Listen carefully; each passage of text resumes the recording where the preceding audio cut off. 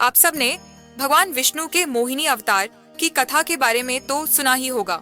जब समुद्र मंथन हुआ था तब अमृत की प्राप्ति हुई।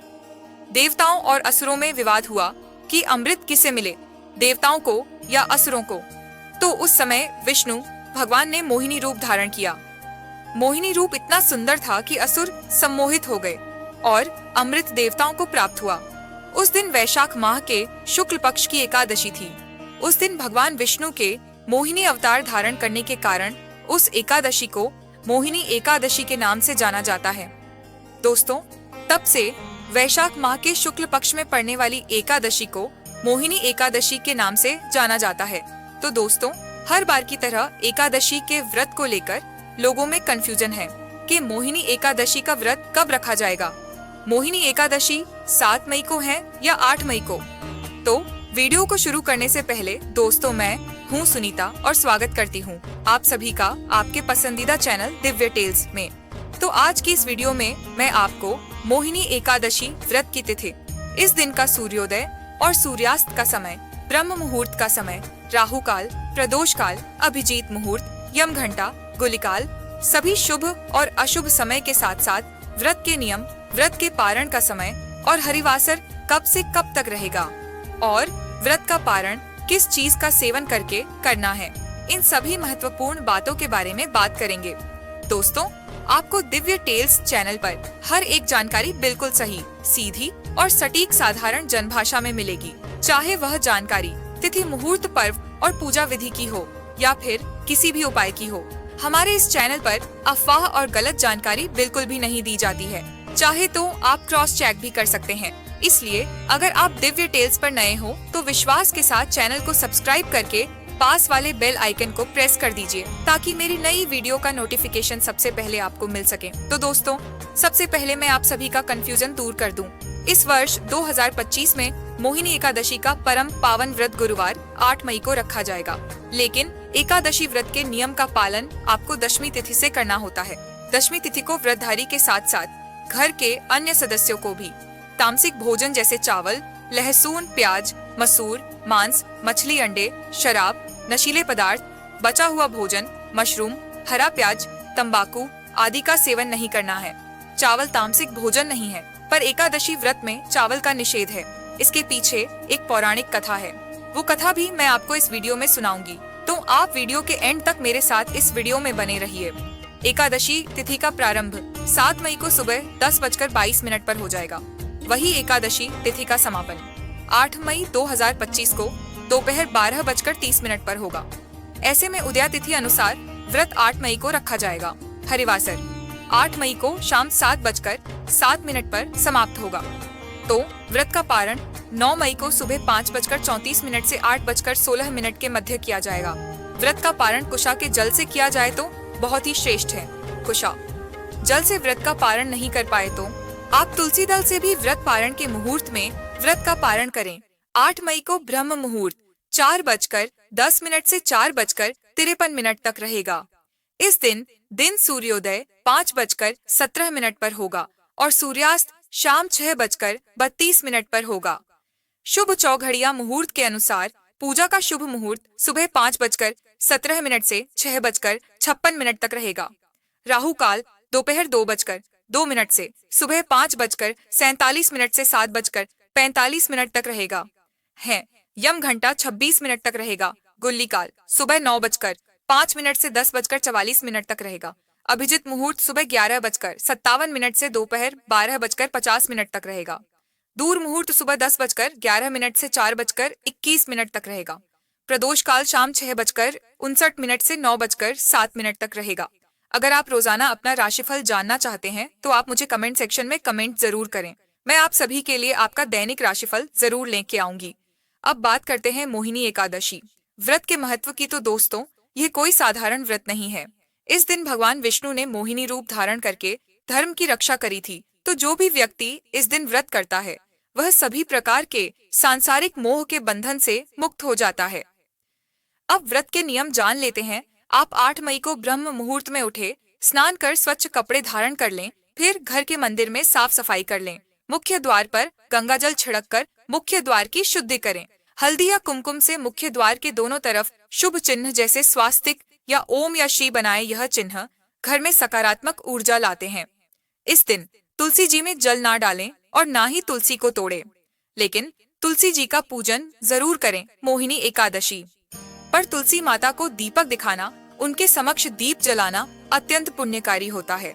तुलसी का पूजन उत्तर पूर्व दिशा में मुख करके करें और साफ आसन पर बैठकर दीपक जलाकर तुलसी, पीला फूल, चंदन, धूप, दीप से विष्णु भगवान की पूजा करें।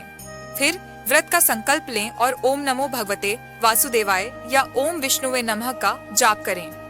वैसे तो यह व्रत निर्जल व्रत रहकर किया जाता है और शाम के समय फलाहार किया जाता है। अगर आपका स्वास्थ्य ठीक नहीं है तो आप चाय, पानी, जूस का सेवन कर सकते हैं और शाम को फराली भोजन का सेवन कर सकते हैं। इस दिन व्रतधारी के साथ साथ घर के अन्य सदस्यों को भी चावल का सेवन नहीं करना है, ना ही घर में तामसिक भोजन बनाना है और ना ही घर के बाहर तामसिक भोजन का सेवन करना है। इस दिन रसोई में केवल सात्विक भोजन ही बनाएं। आज के दिन रसोई में केवल सात्विक फलाहारी वस्तुएं बने। जिस बर्तन में भोजन बने वह तामसिक पदार्थों से मुक्त हो। इस दिन पूर्ण सात्विक रहना है और ब्रह्मचर्य का पालन करना है। इस दिन दिन भर हरि नाम का स्मरण करें, गीता पाठ करें, भगवान की कथा सुने। रात्रि जागरण का विशेष महत्व है। यदि संभव हो तो रात भर भजन, ध्यान, हरि नाम में समय बिताएं। एकादशी के दिन गाय को हरा चारा दें। किसी निर्धन को अन्न दान करें। अन्न में आप अनाज और चावल का दान एकादशी के दिन ना करें। अनाज और चावल का दान आप एकादशी के अगले दिन करें। आप गरीबों को वस्त्र का दान करें। यदि आप एकादशी को दान पुण्य ना कर पाए तो एकादशी के अगले दिन दान पुण्य अवश्य करें। एकादशी के अगले दिन यानी कि द्वादशी को ब्राह्मण को भोजन कराएं और अपने सामर्थ्य अनुसार वस्त्र दान करें। दोस्तों, एकादशी का व्रत ही एकमात्र ऐसा व्रत है जिसे सच्चे मन और श्रद्धा से करने पर मनुष्य इस लोक से परलोक में भी सभी सुखों की प्राप्ति करते हैं। यह बहुत ही पुण्य देने वाला व्रत है। दोस्तों, आगे बढ़ने से पहले अगर आप भी चाहते हैं कि लक्ष्मी नारायण का आशीर्वाद आपके ऊपर सदैव बना रहे तो इस वीडियो को एक लाइक करके आप चैनल को सब्सक्राइब कर दें और कमेंट बॉक्स में श्री हरि विष्णु लिखकर अपनी हाजिरी अवश्य से लगाएं। दोस्तों, जो कोई भी व्यक्ति अपने जीवन में मोहिनी एकादशी का व्रत करता है उस व्रतधारी को हजारों अश्वमेध यज्ञों के बराबर पुण्य प्राप्त होता है। एकदशी का व्रत करने से पितरों की कृपा प्राप्ति होती है और जिस पर पितृ कृपा होती है उसे सभी प्रकार की सुख सुविधा प्राप्त करने से कोई भी नहीं रोक सकता है। मोहिनी एकादशी व्रत एक ऐसा व्रत है जो न केवल पापों का नाश करता है बल्कि आत्मा को परमात्मा से मिलाता है। अब आप सोच रहे होंगे कि हम ये व्रत क्यों करें, क्या है इस व्रत के पीछे की कथा, कैसे इस व्रत का प्रारंभ हुआ। सबसे पहले इस व्रत को किसने किया तो इसके पीछे की कथा अब मैं आपको सुनाती हूँ। बहुत ही ध्यान से सुने। कहते हैं जो कथा कहते हैं उन्हें तो पुण्य मिलता ही है, पर कथा को सुनने और हुंकारे भरने वाले को भी उतना ही पुण्य मिलता है। तो वह पौराणिक कथा जिसे श्रवण करने मात्र से पुण्य प्राप्त होता है। दोस्तों, एक बार धर्मराज युधिष्ठिर ने भगवान श्री कृष्ण से पूछा, हे मधुसूदन, कृपा करके मुझे मोहिनी एकादशी की महिमा बताइए। कैसे यह व्रत आरंभ हुआ और सबसे पहले किसने इस व्रत किया और इस व्रत को करने से क्या फल मिलता है। तब भगवान श्री कृष्ण बोले हैं, धर्मराज, मनुष्य के कल्याण के लिए तुमने मुझसे बहुत ही अच्छा प्रश्न पूछा है। मैं तुम्हें उस कथा को सुनाता हूँ जो स्वयं ब्रह्मा जी ने यह व्रत नारद जी को सुनाया था। एक समय की बात है। भद्रवती नाम का एक नगर था जो सारस्वत प्रदेश में बसा हुआ था। वहाँ धनपाल नामक एक वैश्य था। वह अत्यंत धर्मात्मा, दानी, गौ भक्त, ब्राह्मणों का सेवक था। उसके 5 पुत्र थे, परंतु उसका 5वां पुत्र धृष्ट बुद्धि, दुष्ट, पापी और चरित्रहीन था। वह नित्य नारी संग, मद्यपान, चोरी, जुआ, हिंसा और कुकर्मों में लिप्त रहता। धनपाल ने बहुत समझाया पर वह सुधरता नहीं था। अंत में पिता ने उसे घर से निकाल दिया। वह वन वन भटकता रहा, भूखा प्यासा, नशे में चूर, पशु से भी गया बीता जीवन व्यापन कर रहा था। एक दिन भूख प्यास से व्याकुल वह कौंडिन्य आर्षि के आश्रम पहुंचा। कौंडिन्य अर्षि ध्यान में लीन थे। दृष्ट बुद्धि उनके चरणों में गिर पड़ा, कहने लगा, हे मुनिवर, मैं पापी हूँ, कृपा कर मेरा मार्गदर्शन कीजिए। अब मैं मेरा बचा हुआ जीवन सुधारना चाहता हूँ। आर्षि ने ध्यान खोला, नेत्रों से दिव्य दृष्टि डाली और कहा, हे वत्स, तेरा कल्याण हो। सुन, तुझे मुक्ति चाहिए तो मोहिनी एकादशी का व्रत कर। यह व्रत तुझे सारे पापों से मुक्त कर देगा। धृष्ट बुद्धि ने श्रद्धा प्रेम से नियम पूर्वक मोहिनी एकादशी का व्रत किया और भगवान की कृपा से वह पापी फिर पुण्यात्मा बन गया। वही धृष्ट बुद्धि अंत में वैकुंठ धाम को प्राप्त हुआ। एकादशी का व्रत करते हैं तो आपके पुराने जन्मों के पाप मिटते जाते हैं, आपका तन और मन शुद्ध होता है, संतानहीन को योग्य संतान की प्राप्त होती है, मन चाहे वर वधु की प्राप्ति होती है, बिजनेस में सफलता प्राप्त होती है। इस दिन विष्णु सहस्त्र नाम का पाठ करने से सफलता के मार्ग खुलते हैं। जीवन में आई हुई सभी अड़चनें और मुसीबतें खत्म होती हैं। एकादशी व्रत में चावल का सेवन क्यों निषेध है? पौराणिक कथा अनुसार एकादशी के दिन चावल को मांस के समान बताया गया है। अब मैं आपको कथा सुनाती हूँ। महर्षि मेधा नाम के एक महर्षि थे। उन्होंने यज्ञ में आए हुए एक भिक्षु का अपमान किया था। भिक्षु का अपमान करने के कारण मां दुर्गा उनसे कुपित हो गई, उनसे नाराज हो गई। तो महर्षि मेधा ने अपने पाप का प्रायश्चित करने के लिए अपने शरीर के कई टुकड़े कर दिए। वो टुकड़े जमीन पे गिर गए। तो जिस तरीके से उन्होंने अपने प्रायश्चित के लिए अपने शरीर के कई छोटे छोटे टुकड़े कर दिए, तो माँ दुर्गा उससे प्रसन्न हो गई और माँ दुर्गा ने महर्षि मेधा को आशीर्वाद दिया कि आपके ये जो शरीर के टुकड़े हैं, ये पृथ्वी पर चावल के रूप में, अन्न के रूप में उगेंगे। तो जिस दिन महर्षि मेधा ने अपने शरीर के टुकड़े किए थे, उस दिन एकादशी तिथि थी। एकादशी के दिन ही महर्षि मेधा के शरीर के टुकड़े चावल में, अन्न में बदल गए थे। तो इसी वजह से चावलों का प्रयोग नहीं किया जाता है, क्योंकि उस दिन ही महर्षि मेधा के जो शरीर के अंग थे वो चावल के रूप में परिवर्तित हो गए, अन्न के रूप में परिवर्तित हो गए। इसलिए एकादशी तिथि को चावलों का निषेध माना गया है।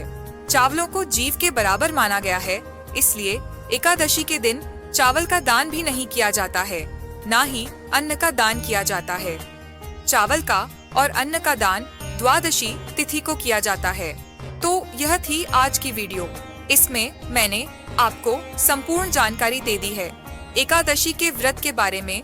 एकादशी से जुड़ी हुई सभी महत्वपूर्ण बातें मैंने आपको बता दी हैं। अगर आपको मेरी वीडियो पसंद आई है तो वीडियो को लाइक करें, चैनल को सब्सक्राइब करें और वीडियो को ज्यादा से ज्यादा शेयर करें। अगर आपको किसी भी व्रत त्योहार पर्व की अगर कहानी सुननी है तो उसके लिए भी आप मुझे कमेंट बॉक्स में कमेंट करें। अगर आपको अपनी राशि का राशिफल जानना है तब भी आप मुझे कमेंट बॉक्स में कमेंट करके बताएं। आपकी राशि के अनुसार मैं आपको आपका राशिफल अवश्य बताऊंगी। तो मिलते हैं नई वीडियो में, नए पर्व के साथ, नए त्योहार के साथ, एक नई महत्वपूर्ण जानकारी के साथ। वीडियो के एंड तक मेरे साथ बने रहने के लिए आप सभी का बहुत बहुत धन्यवाद।